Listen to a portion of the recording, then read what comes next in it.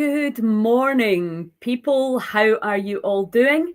It is a beautiful sunny day again here in Scotland. I am delighted and very honoured to have Brady Gunn all the way from Australia to talk about Stand in the Park. Brady, how you doing? G'day, good to meet you and good to see you all over there. It's just getting dark here. It's still nice and warm, just to rub it in. Yeah. Well, I mean, we've had unusually amazing weather. Oh, So great. it's been sunny for like a crazy amount of time, especially for this time of year. But anyway, we're not here to talk about the weather. Well, that's a very Scottish thing to do. We're here to talk about your genius idea, Stand in the Park. Now, before we kind of get into that, can you tell me, like, we talk about this kind of wakening up and people starting to see that maybe everything that we thought was true isn't true, and vice versa. How did your awakening process happen for you? When did you start to think, there's something not going right here? Immediately, yeah, Yeah. straight away. And I think I'd spent a lot of time up until that point, and wrote a book about it, about sort of how to find my intuition. And Uh-huh. I've always said that I just used to stand on the stage at those bigger rallies and look at the people and think I couldn't cast a net over the people that I'm looking at here. There's all shapes, races, ages, socioeconomic backgrounds, everything. You really couldn't categorize a freedom fighter, really. Yes. But every single freedom fighter maybe have a little good to medium to strong streak of black sheep in their family, but also really strong intuition. And I think intuitively, if you had half a grain of intuition in you, you really sort of sniffed a rat. And so it was straight away, as soon as I saw that guy sort of dropping on the pavement and the media hype around it, that guy in China, no one else ever dropped on a pavement ever again, funnily enough, but that guy did. And so it was at that point there that I remember saying to some people, if there's something's up with this, but if there is, if we are still going on with this after this 2 weeks to flatten the curve thing, then we got a real problem. And we did. Yes. So really, that was back in 2020. Oh, Can, January 2020. As soon as this happened, I smelled a rat. As soon as it happened. yeah. Yeah, me too. And so, how did that then unfold for you? I mean, obviously, it was quite a challenging time for a lot of us because, oh, what's happened here? Oh, yeah, I don't know my laptop went dark there. Can you hear me okay? Yeah, I've heard you, and I can see you. Okay, great stuff. Yeah, I mean, the obeying the rules and the instructions when you realised that something very, very wrong was going on. How did you cope with that? I don't think any of us did. It was such an odd feeling to have gone from what we thought we knew and who we thought we knew were in it, and and the world that we were surrounded by, to just this utter nonsense of this stratospheric craziness. And everybody in the world had changed, the media had changed, everybody in it had changed. We had to somehow figure out how to live in this new world that we'd landed in, where everyone was nuts, and we were so we were so obviously right and so ostracized in it that there was such extremes of just the righteousness and the disbelief and the grief of losing people and the world, and the horror of the trapdoor just opened in the world one day, and we're kind of still falling, to be honest. I mean, a trapdoor opened in the world one day in 2020, and the cards obviously haven't landed yet, and so it's been a very difficult thing to just get bearings in. I think the cards are sort of just starting to land now, where we were so blindsided, and it was so horrible. I mean, a lot of people, the reason a lot of people couldn't see what happened is because just the sheer scale of this thing, the Yeah. size of this lie, that everybody could be in on it, that all of these politicians, that all of the media, that everyone would go along with it. That, I mean, some people got intuitively in the back of their head, got that there was a problem here, but the size of the lie was just in the way of it. It was just so big and so extreme and affected so many things that I think we're only just figuring out how to live in it now, and that's a brilliant thing. I think we're really going to see a properly constructed defence to this finally now, because we've got the numbers now, and we've got the foundation of the smallest foundation that we can have, but the foundation to stand on to actually sort of take on this. They got such a head start, and that's all they've got.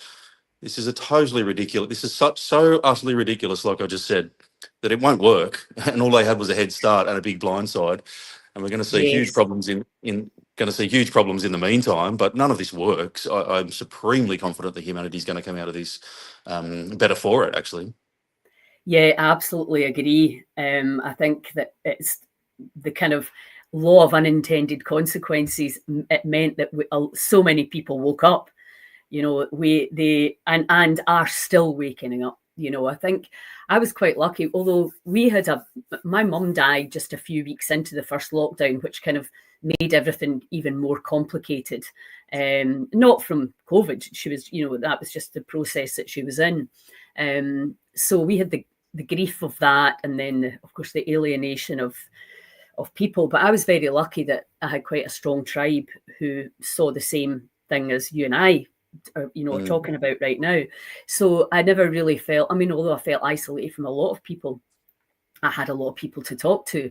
But what I particularly love about what you're doing, and I think this is really critical, because so many people have spoken to me about this, about how alone they felt, and how they went along with things because they literally didn't, you've got a whole wave of people telling you, you need to do this, you need to do this, and that you're a total loser and you don't love people if you don't do it. It's, you really have to be very strong to stand against that wave. So what you've created, so let's talk about, how did this idea, a stand in the park, come to be? Where did it come from? I was at one probably the first larger COVID protest in Sydney in August 2020, and there was only 200 or 300 people down there. It was in a strange location for a protest, and so the whole thing was very odd. And there was probably just as many cops down there. And I don't think I'd ever been to a protest before. I was never an activist for anything. I can't remember ever having been to sort of a rally like that before. And I remember standing in the middle of it, just in disbelief. Someone had sort of, if you could have sped that rally up and played Benny Hill music to it, it was a comedy. It was so utterly ridiculous. I was standing in the middle of it, just thinking, what planet am I on? I mean, what country am I in? But what planet am I on?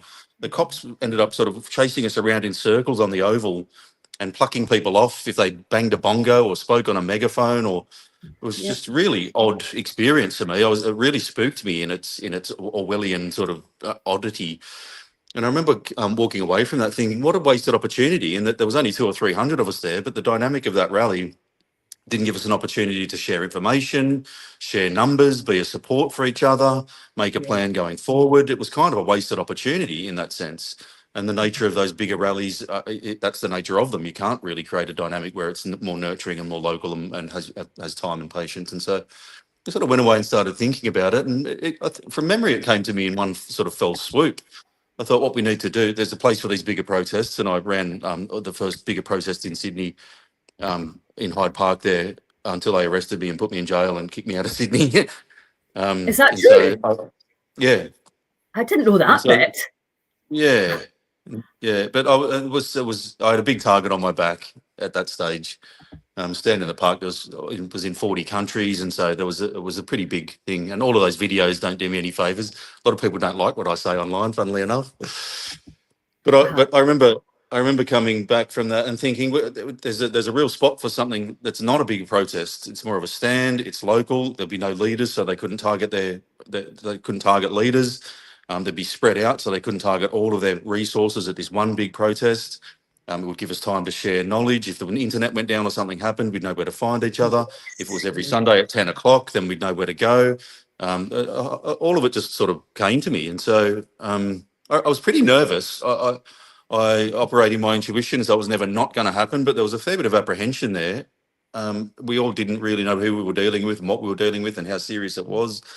And I went from almost sort of nothing to just right in the middle of it overnight by just announcing this stand in the park thing. So I was going to do a stand in the park. It was going to be in Sydney Hyde Park. We're yellow in unity, 10 to 11, and listed all of the things. And I remember feeling pretty apprehensive, but went in there on that Sunday. and nobody came. Not a soul. So I stood there. I made sure I stood there for the whole hour. I did my Uh-huh. hours service, and went home. And not to worry, first week. And so the next week, I shared it on all the Facebook platforms. There was a fair bit going on online at that stage, but nothing really in the physical at all. Which was Uh-huh. another part of the stand in the park, is that we need to meet in the physical. We have to have these physical energy exchanges. Sharing Yeah. online and relationships online are just not enough. We need each other next to each other. And so I shared it again and went in the next week, drove an hour into the park and stood there and nobody came. Next week, announced it, nobody came. Next week, nobody came. Next week, nobody came. Nearly 3 months I went in there for nearly 3 months and stood there by myself. Nobody came. But then eventually 2 people came down and they said the look on your face was priceless. They walked up to me and they said, "Are you a stand up park?" Like a little kid at kindergarten that had made a friend. Are you guys here for Stand in the Park? Oh, I'm so excited because I've just been standing there by myself for so long. And and then another guy came down, and then someone started another one, and then another 10, and then 50, and then it was in Canada, and then um, it was New Zealand. Quite a lot of them started, and then I think it was about 5 or 6 months after Stand in the Park started that Fifi started in the UK, and it just went kaboom. It was just the perfect thing at the perfect time. Yeah. And I think there's still 800 or 900 in the UK. Brilliant thing, amazing thing to watch. Really proud of that. No, and so you should be. I mean, especially standing for yourself for 3 months. I mean, this is a big thing, isn't it? I mean, you obviously were very strongly intuitively understood that it's a brilliant idea. You know, I like that whole, it's just kind of everybody's there, nobody's in charge. So, because I did the same as you, I went to the rally in Edinburgh and Glasgow, and I stopped going actually because it was just demoralising. It was just a absolute waste of time. The police were completely overrunning everything. One of my friends got arrested, like you, and it really had a big impact on him. And I think it was nerve wracking because I remember actually walking down towards the Parliament in Edinburgh, and the police were everywhere, and you couldn't help but feel that apprehension. But you were still like, "No way, are you guys getting away with this? This is Mm. crazy." And I went to London, and there was a million people in the street, and the atmosphere was just incredible, And I thought, this is, but again, we're still like just protesting. I think that I love your idea that you're actually just meeting up. It gives people that are alone and that are maybe don't have people around them that see that they've got a place to go and to meet other people. Because I keep saying this, we need to tribe up. And you're absolutely right. I agree 100% about in person, because we need to make plans of how we're going to, how's the new world going to look? Yeah. How are we going to co-create something that's fair and uncontrolled by the lunatics that we've got around us? So can you talk a little bit about, I mean, obviously having you, do you still go to Sydney, the park in Sydney that you No, started off in? I live 8 hours away from Sydney now. Oh, right, I okay. never went back after I got arrested, and then after I left jail, they gave me 24 hours to leave Sydney, and then I wasn't allowed back for about a Really? year. Yeah, crazy. And then And they how dropped long, most of the charges. It was just a political prisoner. of course, how long were you in jail for? Only a couple of days. Uh, but still, that's mental. But that's Yeah. just what was happening. I mean, you look back now and you can't actually believe that it happened. It's like, how did they pull that off? But I remember this Russian guy saying 30 to 40 years of democracy lulls everybody into this false sense of Yeah. security. Yeah. And then in a week, boom, they terrify you into doing what they want. I mean, and we saw it. I mean, it was evil genius, at work.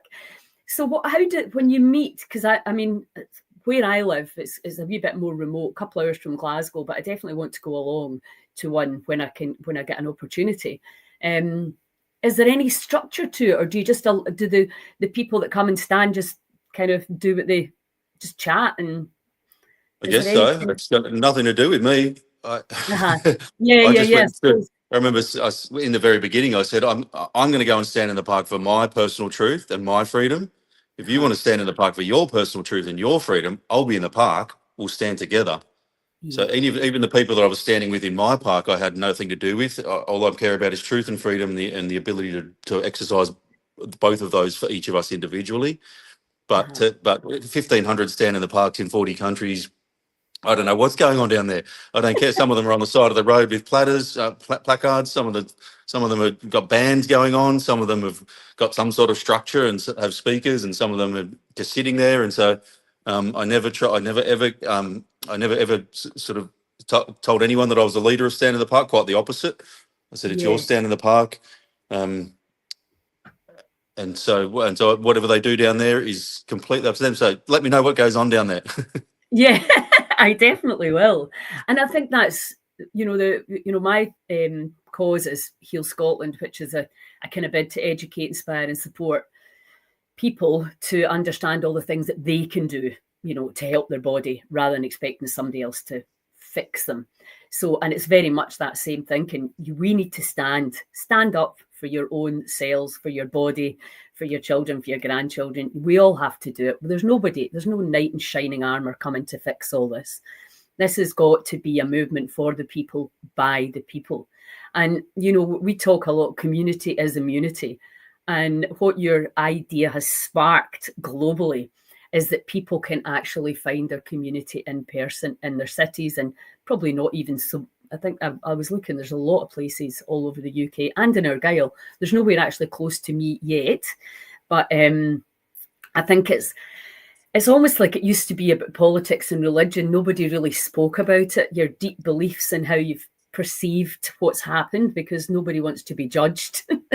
But now you can just quietly go to these locations and meet other people who are things. So I think it's just on every level. I just think it's genius. So I really thank you for that. So what are you thinking in terms of how we're moving forward? How do you see it unfolding? I've no idea. No clue. Could be anything from Jesus coming out of the sky to nothing at all to absolute Armageddon to I really don't know. All I know is that we win in the end, and it's nowhere near as bad as it looks. This looks really serious right now to a lot of people, and and the answers don't look obvious, but the answers are really obvious, and it's not as serious as it looks. And most of this is smoke and mirrors, and it's just getting more smoky and more mirrory, and they're losing more and more control.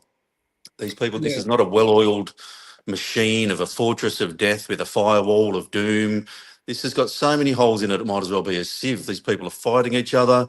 The tech's not ready. They're relying on people. The people aren't going to comply next time. When you think about it, all they've got, the only thing they've got in their defense right now is a fucking misinformation bill and a disinformation bill. Stop people talking. That's all they've got. Shut people up. In this day and age, when we've got each other in the palm of our hands, that's their solution. Not be a better leader, not come up with something that is actually going to work.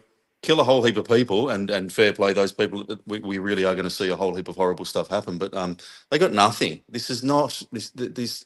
And if there's one thing I do see people missing is the understanding of what this energetic and spiritual war looks like. I think people are probably better off using the word energetic war rather than spiritual war, because spiritual brings up religions and different types of things, even though I think we are going to see when people have got a bigger problem, those smaller sectoralized sort of races and religions and all those things that they're trying to inflame, ironically, sort of really do dissipate. And that's what we're seeing at the moment. But if you look at us in an energetic war, even just going to a stand in the park, the intention behind moving our bodies and standing in a park and spending our own time and energy and resources to stand in that park is an energetic pinpoint with other people as a line in the sand, and standing there for an hour to show energetically that we have a wall here and we're visible to other people. It's as simple as that. If everybody who believed in this stuff went and stood in the park on a Sunday, the difference that would make is unbelievable. And I don't see people sort of understanding quite that side of it yet, but they will.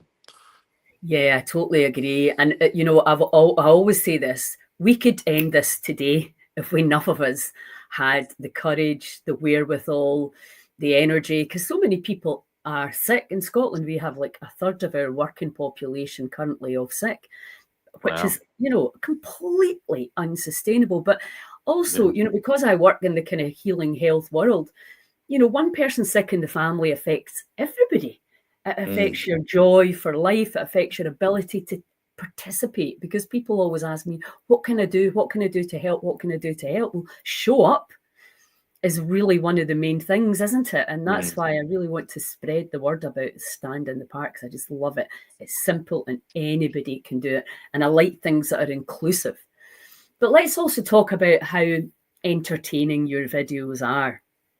Do you have any background in comedy, or how did that all come about? Yeah, I did stand-up comedy for a few years, about 25 years ago, actually. All right.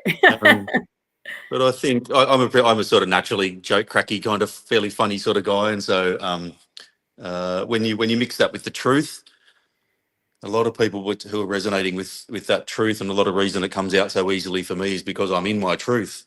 A lot of people watching those videos, yeah, what I'm saying is right, and then I'm saying what everyone's thinking, and yeah, it's funny and stuff. But what's really sort of translating is the truth. I'm speaking from my truth. That's why it comes out in such a truthful manner, and people are listening it from their truth resonance, from their truth frequency, in my truth frequency. So it almost wouldn't matter what I said. People are just listening to and resonating with a fellow truth seeker. But I did, and it's my art. For fear of sort of cheapening it, I think life is art, and we've got to paint it with something, and we've all got a role in this. And so maybe even that, if we treated our role in this, what looks like such a heavy sort of situation going on in the world right now, like art, we could make the most beautiful sandwiches for everybody and take them to somewhere, and that's your art and that's your role in this. Or I could make jokes and do videos online, or you can do you're in your art right now. Art doesn't necessarily need to be paintings and crockery. It can just be painting the canvas of life with something, and that's me just painting my canvas of life with that. I love it. I really enjoy it. It's just I get just as much out of it as people seem to sort of get out of it as well. But the Yeah, censorship is still very, very strong. really. Yeah, What it's quite platform would you surprising. say has got the heaviest censorship? We've always been Facebook based, and I should also say that without Facebook, we couldn't have built what we just built. The last Yeah. 5 years would be a very different thing. They couldn't have done it without social media and tech, to be fair. Uh-huh. But Yes. there's also been a very, very equal and opposite reaction for what the tech has done for us, setting censorship aside. It really did unite us like never could have any other way.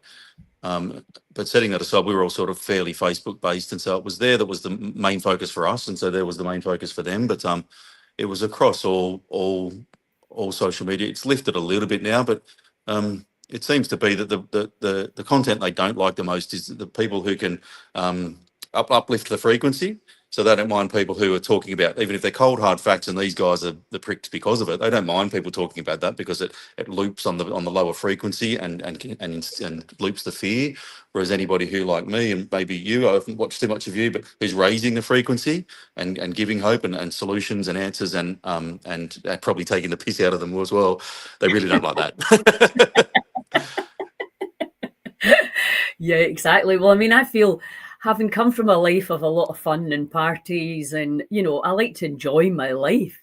And I spent about 6 months, really in quite a dark place, especially after the vaccine rollout. I was very, very worried about my loved ones that were taking it and wouldn't listen, and I was angry and all this stuff. And I used to live in Malta, and of course I couldn't get back there because of Brexit, and then obviously because I wouldn't take the vaccine. So, and then I was like, right, you need to sort yourself right out here. I teach people to let go, and I was hanging on to a whole load of the story and the baggage. And yeah, and then I was like, right, you're here. Okay, right, let's deal with that. It's a beautiful place. You've got your family, you've got your grandkids. Let's really focus in on that. And then as people start to do interfere, I'm like, no, fear's where they win. We have to be excited about where we're going and how we're going to get there, and inspirational and aspirational around what we can co-create together, because I think the human spirit is unbelievable. I ran a retreat for some of the vaccine damaged, and I had 16 people whose lives have been totally devastated by this. And I was just like, well, what are we going to do now? We're going to sit and greet and blame and hope that the politicians and big pharma are going to fix it. Or do we have a better idea, which is this collaboration? And we know we have some amazing doctors that are working on solutions and etc. And we've got people that are willing to help, because we have to look forward now. We can't be dragging that past around with us. It's far too heavy. Yeah. And also, it's hard enough if you're not feeling well, if you've got, fatigue issues, etc. never mind getting bombarded with, all the negative stuff. So yeah, I thank you so much for the idea that you've created and the hilarious way that you communicate it. That's what drew me to. I was watching your video and I found myself laughing out loud, and I was like, I just think that's the way, for me, definitely that is the way I take the information on, because it is comedy. Actually, when you look at it, you're just like, oh my god, how did they get us to fall for that? How did they ever make us believe these things, that the body isn't intelligent and that they're more intelligent than the body? It blows me away.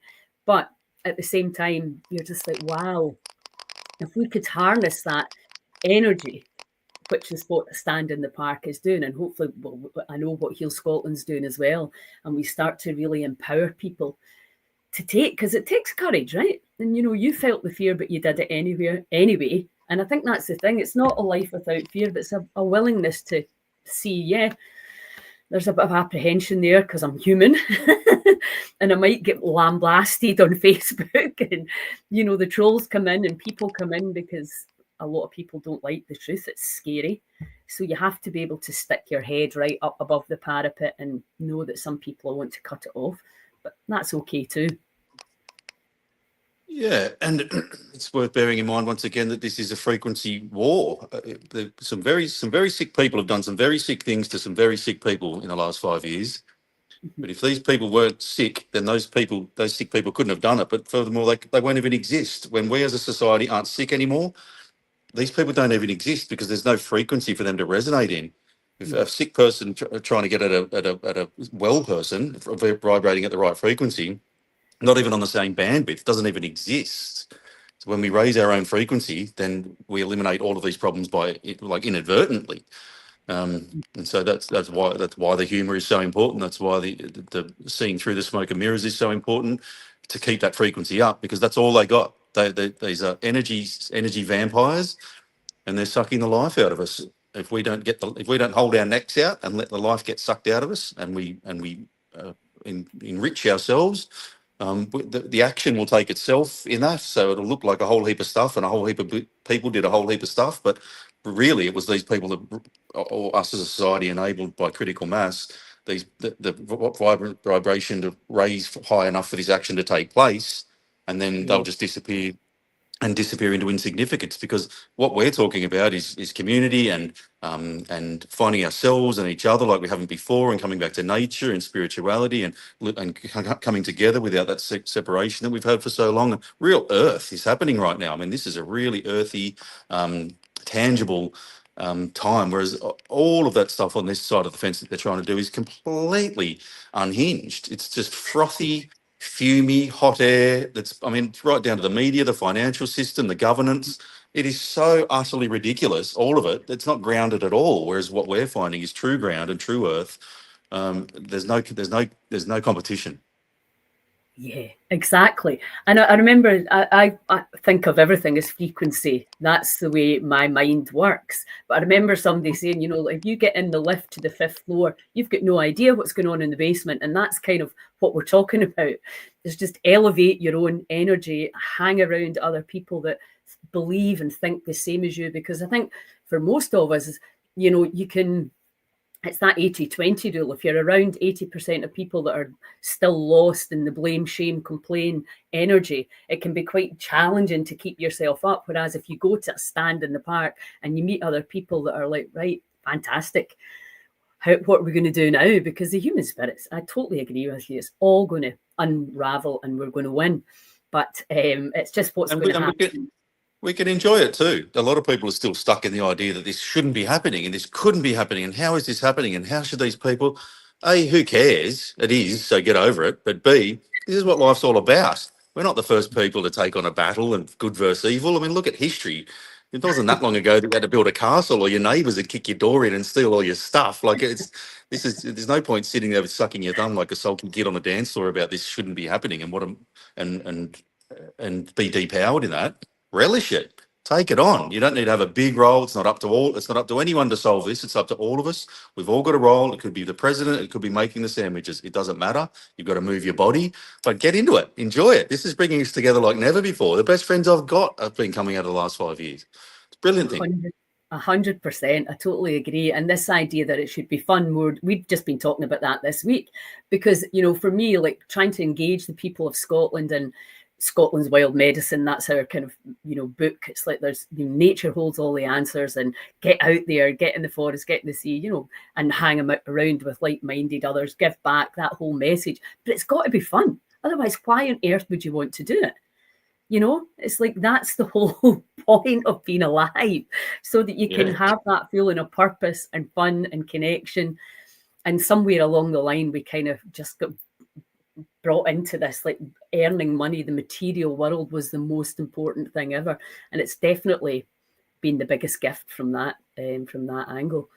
So, well, listen, thanks so much for coming on. And I can't believe we actually managed to both get on at the same time, because I was like Wednesday, Thursday, Tuesday, 8 o'clock, 5 o'clock. I had no idea. So I'm delighted. And I really, really appreciate your time. And again, thanks a million on behalf of that's the book that I've written about the beginning of Stand in the Park and what happened in Australia in the first years of COVID. It's called Smiley Face Fatigue.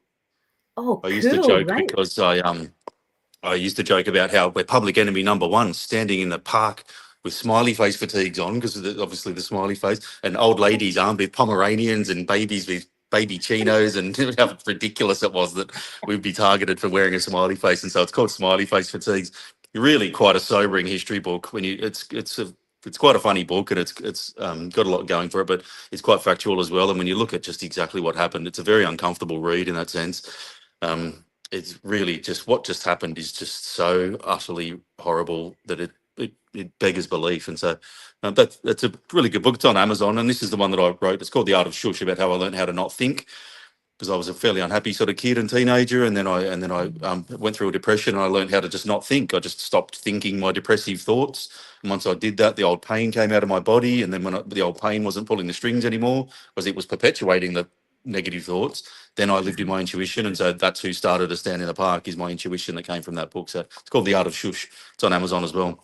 And I've written another book called The Art of Backpacking, which is a comedy travel book. All right, fantastic. Right, well, I'll share these links with people, because The Art of Shush, that's brilliant. That's absolutely brilliant. It's a great book. It really. And so they're all. Is the other one finished? Have you got 3 out just now, or is the other one? 3 are out now, and the 4th one's just being finished at the moment, which is like The Art of Shush 2. It's about how to move energy. Right. Okay. Fantastic. Well, listen, thank you so much, and I'm sure we'll talk again. And I'll get along to my first stand in the park. And for everybody listening to this, either live or on replay, check out the website. In fact, let me just put the website into here. And anyone watching, keep your chin up. You've just got to keep your chin up. Nothing's ever as bad as it looks. And even in the wars, people just kept fighting. And so we'll keep fighting. We do win this. And so steel yourself, but keep your chin up. Everything will be fine. Yeah, absolutely. We have to. Thanks a million, Brady. And, well, you're going to bed now, pretty much, are you? No, it's only 6 o'clock. I don't go to bed until 7:30 these days after my pipe and slippers. Thank you very much. Awesome. Thanks a million from Scotland. Thanks. Great to speak to you guys. Yeah. Cheers now. Bye, guys.